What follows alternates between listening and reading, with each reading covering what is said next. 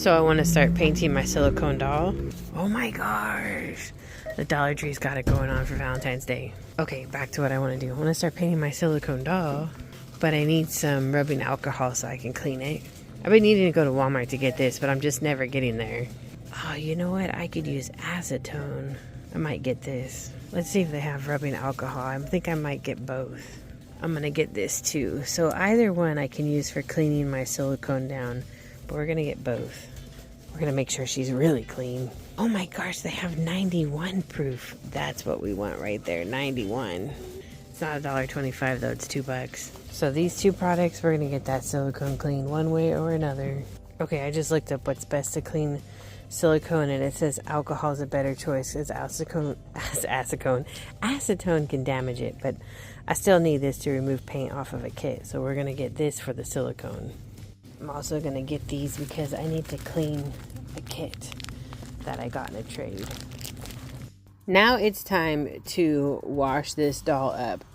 So we're going to wash her with Dawn dish soap. In my opinion, that's the best dish soap to get any grease off of her.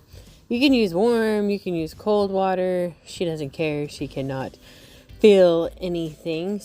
But I do use a warm water because I just don't want to be washing her while the water is cold. And as you can see, I put a fair amount of Dawn dish soap on her. We are just going to lather her up. We're going to really wash her down. So this kit, there's only 15 of her worldwide. She's a very limited edition kit. She is sculpted by a sculptor. With her being a 15 in her edition, that makes her a real one-of-a-kind doll, and she is a chunky newborn size baby. And this doll I will not be selling, at least not right now. I don't have plans to sell her. She is going into my collection, and if I ever did sell her, I think her price would probably start somewhere at $2,500 $3,000. I'm hoping for her to have rooted hair. That is my plan. And as always, when handling dolls like this, you should be very gentle with them, almost like you're washing a real baby, because you don't want to tear the silicone. And she has leg and armatures, and so you don't want to pull on her arms or legs to break those wires. I assume it's some sort of wire in there. People use wire. Some people use different things, but I'm pretty sure it is wire in her arms.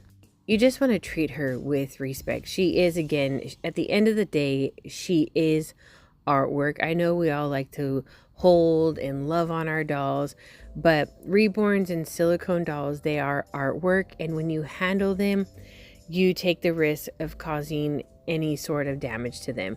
Just like a reborn doll, like, it's really meant to be on display, but if you choose to change it and hold it a lot, with time the paint will come off. That will be the same with this silicone doll. The less interaction with your silicone dolls and the reborns, it is better, because that ensures the longevity of the paint. And if they have rooted hair, that ensures them staying on longer. I handle my reborns because I'm an artist. I can touch it up if I need to. Now we're going to be putting rubbing alcohol on her, and this is going to take off anything that I missed with the Dawn dish soap. My opinion, rubbing alcohol just really seals the deal. First, we're going to take out her eyes, and I always worry when I take out her eyes because her eyes are very expensive. They're hand-blown glass eyes, and if they hit the ground, they will not come back up from there, except for sweeping them into a dustpan, because they will break. So I'm drying out her eyes and her mouth to get the water out, and then I'm going to be pouring rubbing alcohol on her, generous amount as well. We're just gonna go all over her body. But yeah, I mean, it's great that you guys handle these dolls, but I just want you to know that the artist isn't liable in the long run with the artwork or the hair. You know, if you're handling the doll, you take away the artist's liability when it comes to the paint. So if the doll was sitting on a shelf and all of a sudden the paint came off, you've never handled it, hey, your artist should repair it. But if you've been holding the doll, changing the doll, and paint starts to come off, well, then it's not your artist's liability anymore, because you took what was artwork and decided to dress it and have fun with it, which that's what most collectors do. We all are at risk when we play with these dolls, but I say enjoy them because you only live once, and the paint does last for a long time if it's done correctly. But you know, if you continue to change the doll, say you change this doll every day out of the week, 2 times a week, morning, night, the paint is going to start to come off real soon. Any kind of silicone or reborn doll, we just don't have the ability to make this paint super permanent. It is very permanent, but it can come off when you handle it. It's just like same thing with your car. If you rub the same spot all day long every day, the paint is going to eventually come off. That's why I think it's always great to have multiple dolls in your collection, because you're able to love on more than one doll, and one doll isn't taking all the loving and the oils from your skin, so you stretch that across many dolls, and then the paint stays on there much longer. But I'm absolutely loving how this doll turned out. I just did a pink layer on her. Her silicone really had no color, kind of had this grayish white tone, and so I'm really having to add colors into her, and I'm washing her now because I want to make sure that this silicone layer has stayed.